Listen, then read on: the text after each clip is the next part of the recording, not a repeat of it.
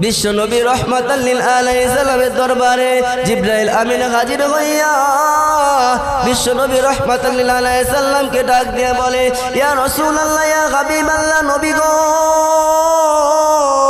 আমি যখন আপনার কাছে ওহী নিয়ে আসি, আমি যখন আপনার কাছে ওহী নিয়ে আসি এবং আবার আকাশে অবতরণ করি, আবার ফেরেশতারা যখন ওহী নিয়ে আসে আবার আকাশে অবতরণ করে, এমন সময় ভূমধ্য সাগরের মাঝখানে পাহাড়ের টিলায় পাহাড়ের ভিতরে একজন আল্লাহর বান্দা, একজন আল্লাহর গোলাম আল্লাহর কুদরতি পায়ে সিজদা দেয়, আল্লাহর কুদরতি পায়ে সিজদা দেয় এবং ইবাদত করে। এটা একটা এমন নির্জন জায়গা, সেখানে কোনো কিছু যাওয়ার কায়দা নাই, কোনো কেউ পৌঁছাইতে পারে না। আল্লাহর বান্দা, আল্লাহর গোলাম আল্লাহ তাআলার কুদরতি পায়ে সিজদা দেয়। আল্লাহ রাব্বুল আলামিন আল্লাহর গোলামকে সেখানে খাওয়ার জন্য একটা ডালিম গাছের ব্যবস্থা করে দিছে। আল্লাহ রাব্বুল আলামিন প্রতিদিন একটা করে ডালিম ফল গাছ উদ্বোধন কইরা দেয়। আল্লাহর গোলাম আল্লাহর ইবাদত থেকে উইঠা, আল্লাহর কুদরতি পায়ে সিজদা দেয়া থেকে উইঠা একটা ডালিম ফল খাইয়া আল্লাহ রাব্বুল আলামিন ইবাদতে আবার শুরু করে দেয়। আল্লাহ রাব্বুল আলামিন এই ডালিম ফল খাওয়ার পরে পাহাড়ের সুড়ঙ্গের ভিতর দিকে মিষ্টি পানির ব্যবস্থা করে দিছে। আল্লাহর গোলাম ডালিম ফল খাইয়া পানি খাইয়া আবার আল্লাহ তাআলার কুদরতি পায়ে সিজদা দেয়। বলেন তো দেখি, সেই পাহাড়ের ভিতরে যদি আল্লাহর বান্দাকে আল্লাহ তাআলা খাওয়াইতে পারে, আল্লাহ রাব্বুল আলামিন আমাদেরকে খাওয়াইতে পারেন কি পারেন না? আমাদের যদি কোনো অজুহাত থাকে, যদি কোনো জরুরত থাকে, আল্লাহ আমরা পৃথিবীর মানুষের কাছে না চাইয়া, কোনো নেতার কাছে না যাইয়া, কোনো মানুষের কাছে না যাইয়া, যাই নামাজটা নিয়া গভীর রাতে গভীর রজনীতে যাই নামাজটা নিয়ে আল্লাহ তাআলার কুদরতি পায়ে সিজদা দেই। আল্লাহ তাআলার কুদরতি পায়ে সিজদা দেওয়ার পরে আমাদের হাজত যদি আমরা আল্লাহ তাআলার কাছে চাই, আল্লাহ রাব্বুল আলামিন আমাদেরকে আসমান থেকে খাদ্যের ব্যবস্থা করে দিবে। জোরে বলুন ঠিক না বেঠিক? যে কথা বলতেছিলাম, আল্লাহর গোলাম আল্লাহর কুদরতি পায়ে সিজদা দেয়, আবার ইবাদত করে। জিবরাইল আমিন নবীজিকে ডাক দিয়া বলে, ও নবী গো, আমরা এই কথাটাও জানি আল্লাহর গোলাম আল্লাহ তাআলার কাছে আরজি করবে, ইয়া রাসূলুল্লাহ, ইয়া হাবিবাল্লাহ, আল্লাহর গোলাম আল্লাহ তাআলার কাছে দোয়া করবে, ও মাবুদ দয়াময় আল্লাহ, আমাকে যেন আল্লাহ তাআলা সিজদারত অবস্থায় মৃত্যু দিও। আল্লাহ রাব্বুল আলামিন এই দোয়াটাও কবুল করবে।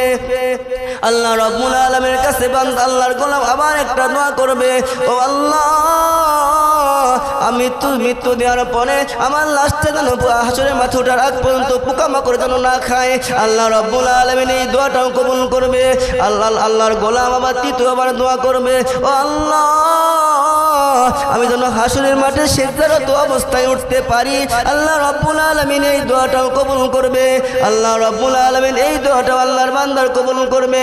এবার আল্লাহ রাব্বুল আলামিন যখন সেই বান্দা হাসরের মাঠে উঠবে, সিজদারত অবস্থায় উঠবে, আল্লাহর ফেরেশতাদেরকে আল্লাহ তাআলা ডেকে ডেকে বলবে, ও ফেরেশতারা, আমার আল্লাহর গোলাম সেই পাহাড়ের ভিতরে নির্জন এলাকায় আমার ইবাদত করেছে, আমার ইবাদতের কোনো ফাঁকি দেয় নাই, আমার ইবাদতের কোনো এক কিঞ্চিত পরিমাণ কোনো ফাঁকি দেয় নাই।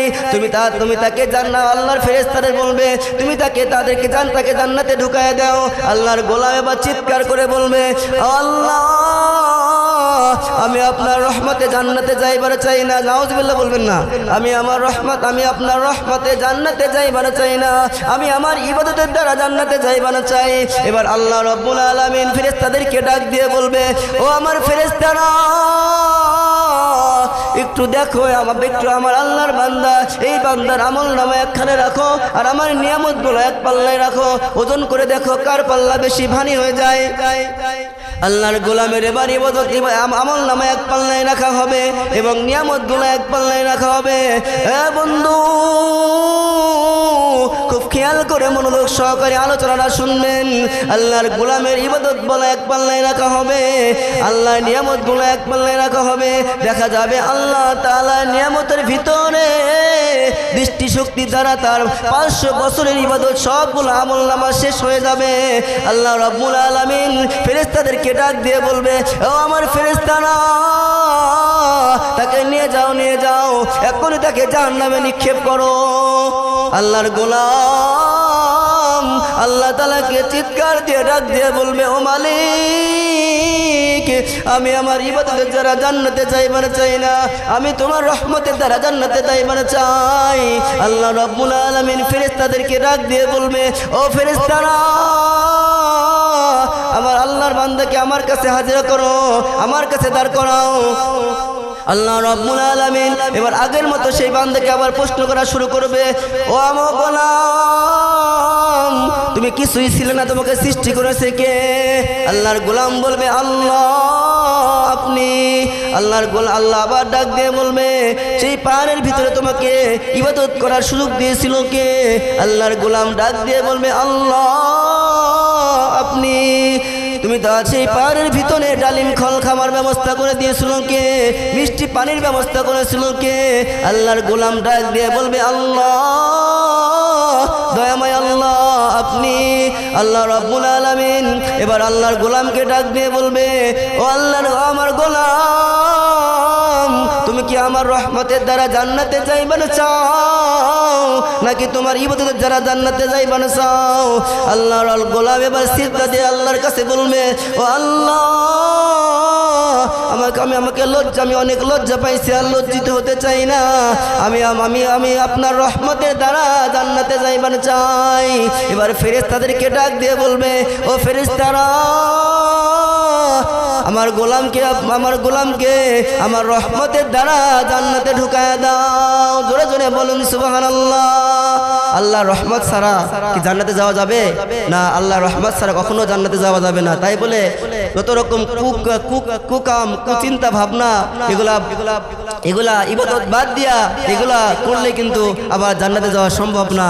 তাই আমি বলতে চাই যে আল্লাহ তাআলার ইবাদত ছাড়া এবং আল্লাহ তাআলার দয়া ছাড়া এই পৃথিবীতে কেউ জান্নাতে যাইতে পারবে না।